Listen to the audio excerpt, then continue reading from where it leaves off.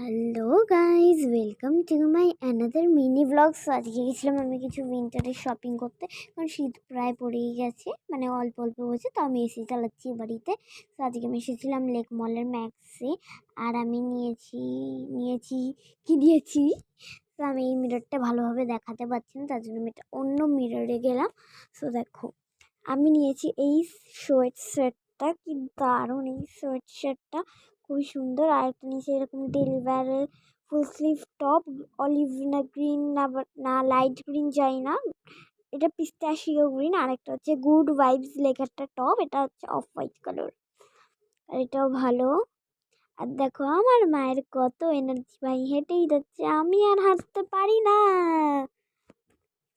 তার মধ্যে হিল পরে এসেছি আমি।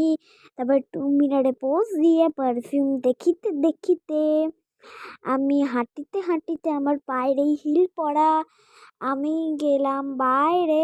Okay bye.